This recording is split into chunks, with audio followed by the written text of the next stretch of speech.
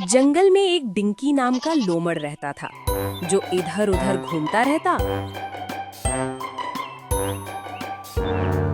और सारा दिन आलस में सोता रहता था। और जब उसको भूख लगती तो वो दूसरों का शिकार चुराकर अपना पेट भर लेता। वो अपनी जिंदगी पूरे ऐशो आराम से जी रहा था।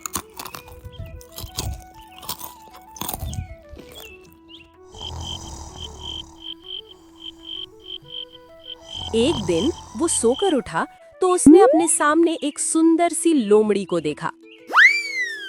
अरे वाह, इतनी सुंदर लोमड़ी मैंने तो इससे पहले कभी नहीं देखी। इस पर से तो मेरी नजर हटती ही नहीं है।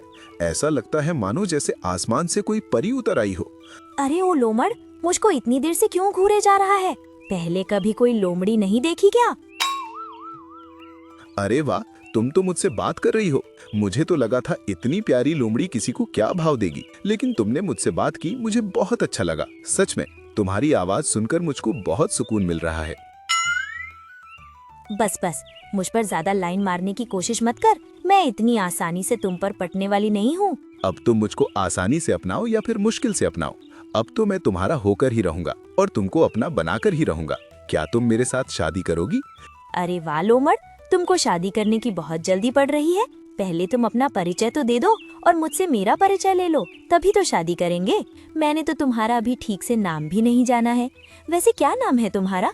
मेरा नाम डिंकी है। और तुम्हारा नाम क्या है? मेरा नाम झुमरी है। झुमरी। मेरे पिताजी ने मुझको झूमती हुई बोतल पीकर पैदा किया था। अरे झुमरी, तुम्हारे पिताजी क्या शराबी हैं जो तुमको झूमती हुई बोतल के साथ पैदा किया था? अरे नहीं डिंकी, मैंने तो बस ऐसे ही बोल दिया। तुम्हारा नाम और तुम मुझको बहुत अच्छे लगे। अगर तुम मुझसे शादी करना चाहते हो तो तुमको मेरे पिताजी से बात करनी होगी। हाँ, मैं तुमसे शादी करने के लिए कुछ भी करूँगा। चलो तुम्हारे पिताजी के पास चलते हैं। और दोनों पिताजी के पास गए।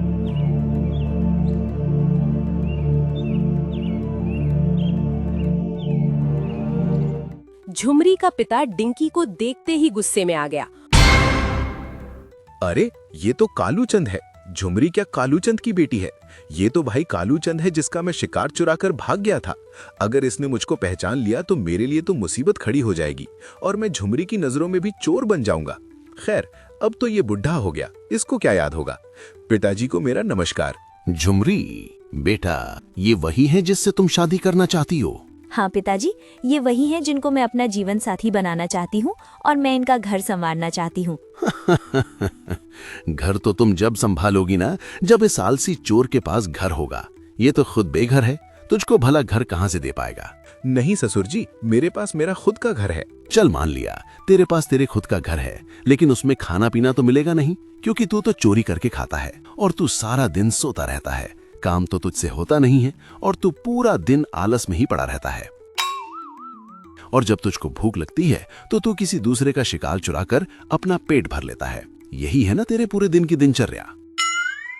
अगर मैं तेरे बारे में और ज्यादा बताऊंगा तो झुमरी को बहुत बुरा लगेगा, इसीलिए अब तू ज्यादा मेरा मुंह मत खुलवा। नहीं पिताजी, अब मैंने चोरी करना छोड़ दिया है और अब मैं खुद से मेहनत करके खाता हूँ।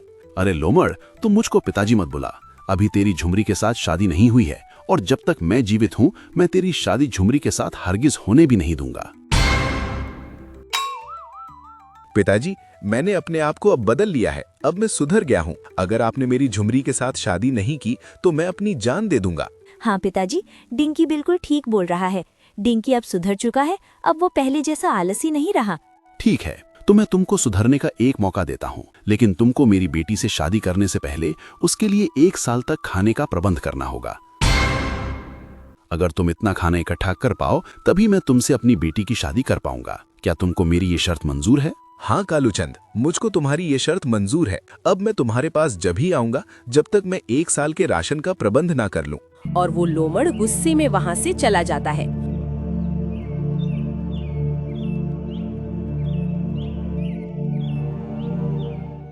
और एक स्थान पर बैठकर सोचने लगता है।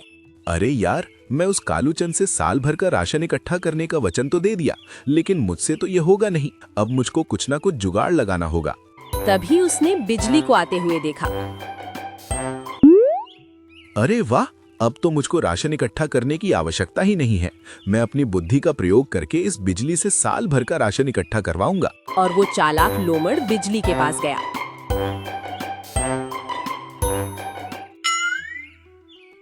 अरे बिजली रानी, कहाँ से आ रही हो? अरे तुमको मुझसे क्या, मैं कहीं से भी आ रही हूँ। फिर भी मैं तुमको बता ही देती हूँ, सर्दियाँ आने वाली हैं और मैं सर्दियों के लिए खाना इकट्ठा करने वाली हूँ। मैं खाना खोज कर आ रही हूँ। तुमको तो पता है सर्दियाँ 1 साल तक रहेंगी और मुझको पूरा साल का राशन इकट्ठा करना है। अरे बिजली रानी, काहे इतना परेशान होती हो? भला मेरे होते हुए तुमको राशन इकट्ठा करने की क्या जरूरत है? हम दोनों साथ मिलकर राशन इकट्ठा कर लेंगे।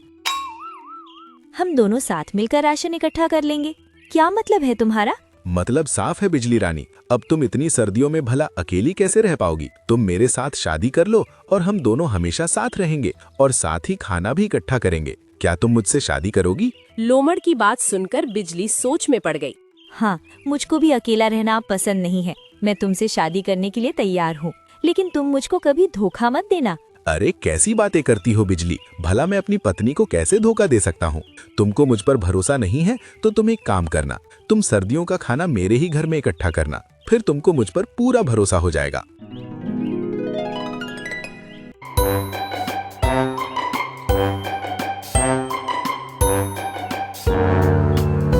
और वो बिजली को अपने प्यार के जाल में फंसाकर उससे खाना इकट्ठा करवा लेता है। हाँ, अब मुझको थोड़ा सा और खाना इकट्ठा करना है, फिर मेरा साल भर से भी अधिक खाने का प्रबंध हो जाएगा और फिर मैं डिंकी के साथ शादी कर लूंगी। और डिंकी मुझसे बहुत प्यार करता है, वो हमेशा मुझको खुश रखेगा। बिजली पूरा दिन बड़ी मेहनत से काम करती।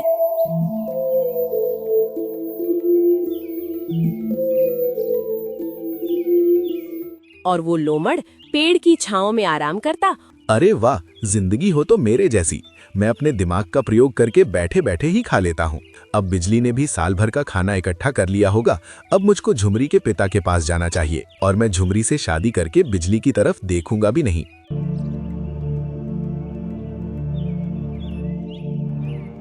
देखो डिंकी, मैंने पूरे साल का खाना इकट्ठा कर लिया है। अब हम शादी कर लेते हैं। हाँ, मैं यही तुमसे कहने वाला था बिजली, लेकिन तुमने मुझसे पहले बोल दिया। अब हम जल्दी से जल्दी शादी कर लेंगे। इस घर को तो तुमने अच्छे से सजा दिया और इसमें साल भर का खाना भी इकट्ठा कर दिया। अब तुम अपने घर जाओ और तुम अपने घर को भी अच्छे से सजा लो। फिर मैं बारात लेकर तुम्हारे घर आऊंगा और तुमको डोली में बैठाकर अपने साथ इस घर में ले आऊंगा। हाँ, मैं इसी पल का तो बरसों से इंतजार कर रही थी कि कोई मेरा भी राजकुमार आए और मुझको डोली में बैठकर अपने साथ ले जाए। मैं जल्दी जाती हूँ और शादी की तैयारियां शुरू करती हूँ। और बिजली वहाँ से चली जाती है। और डिंकी झुमरी के पिता कालू चंद के पास पहुँचा।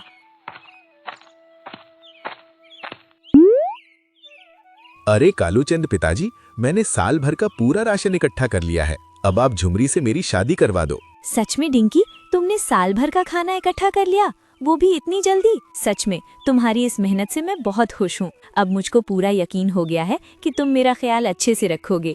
लेकिन मुझको अभी भी यकीन नहीं हुआ है। पहले मैं इस लोमड़ के घर जाकर पूरा साल भर का राशन देखूंगा, तभी मैं झुमरी की शादी तुझसे करवाऊंगा। चल मेरे साथ और मुझको अपना साल भर तक का इकट्ठा किया हुआ राशन दिखा।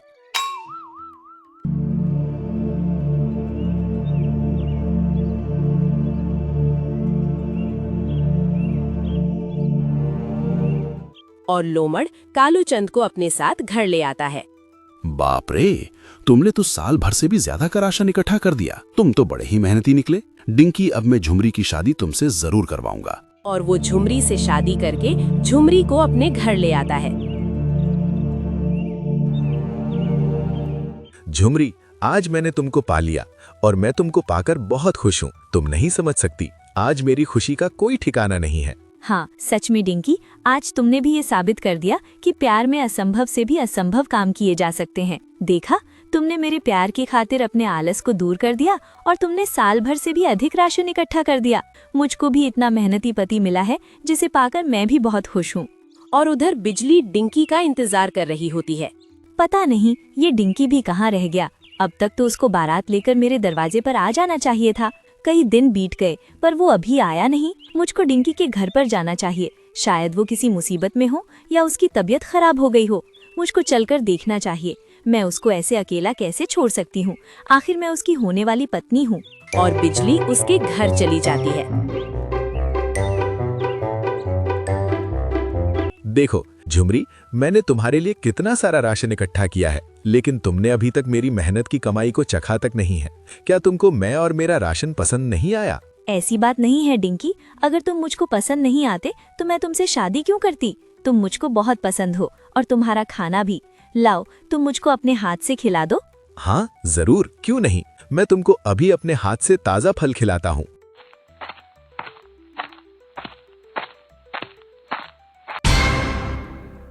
डिंकी, अगर तूने मेरे फलों को मेरी सौतन को खिलाया तो मुझसे बुरा कोई नहीं होगा।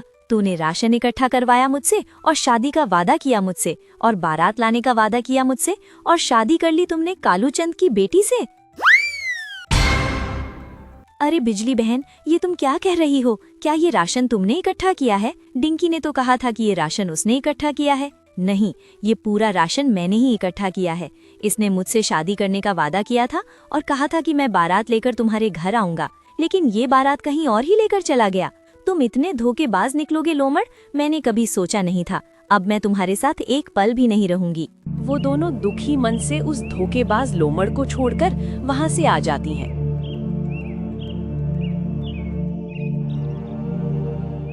मैंने कभी सोचा नहीं था कि वो डिंकी मेरे साथ ऐसा करेगा।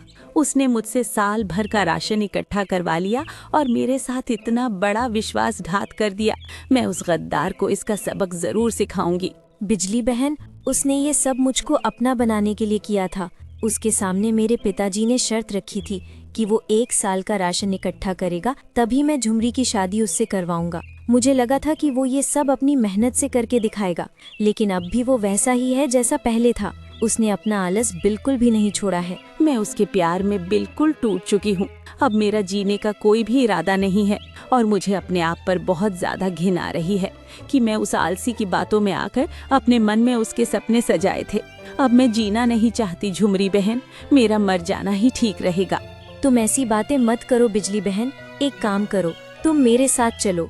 मैं अपने पिताजी के साथ रहती हूँ और तुम चाहो तो तुम भी हमारे साथ रह सकती हो।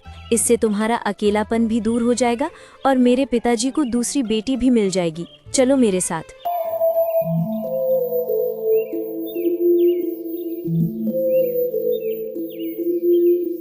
अरे झुमरी बेटा, मैंने तो तुम्हारी शादी करके तुमको विदा किया था और तुम अकेले आ गई। दामाद जी को साथ क्यों नहीं लाई? तुमको उनको भी साथ लेकर आना था। पिताजी, वो आपका दामाद 1 नंबर का आलसी निकला। उसने हमारे साथ बहुत बड़ा धोखा कर दिया। साफ साफ बताओ झुमरी बेटा, उसने तुम्हारे साथ क्या किया? पिताजी, जो आपने उसके सामने शर्त रखी थी कि उसको 1 साल तक का राशन इकट्ठा करना होगा। हाँ, रखी तो थी और उसने उस शर्त को पूरा भी किया था। नहीं किया था उसने उस शर्त को पूरा, बल्कि उसने उस शर्त को पूरा करवाने के लिए बिजली को अपने प्यार के जाल में फंसाया और उसको शादी का लालच दिया और उससे 1 साल का राशन इकट्ठा करवा लिया। झुमरी, मैंने तो तुमसे पहले ही कहा था कि ये 1 नंबर का आलसी है, पर तुमने ही तो कहा था कि उसको सुधरने का एक मौका दो। कोई बात नहीं है पिताजी, अच्छा हुआ बिजली ने समय पर आकर मुझको सब सच बता दिया, वरना हमेशा मुझको उस आलसी के साथ रहना पड़ता। एक बात और पिताजी, आज से बिजली दीदी भी हमारे साथ ही रहेगी और तुम बिजली दीदी को उतना ही प्यार दोगे जितना मुझको देते हो। हाँ बेटा, मैं तुम दोनों को बराबर प्यार दूंगा और तुम दोनों की शादी इतनी धूमधाम से करूंगा कि वो आलसी डिंकी जंगल में चक्कर खाता हुआ नजर आएगा। तुम देखना, मैं तुम्हारे लिए इतना मेहनती और होनहार दूल्हा ढूंढ कर लाऊंगा, उसके जैसा होनहार पूरे जंगल में नहीं होगा। अरे यार, उस बिजली को भी अभी आना था। उसने मेरी सुहागरात भी नहीं होने दी। अच्छा भला उसको अपने हाथों से फल खिलाने वाला था। पता नहीं कमबख्त कहाँ से आ गई। लगता है मेरे आलस की वजह से मुझको रंडवा ही रहना पड़ेगा।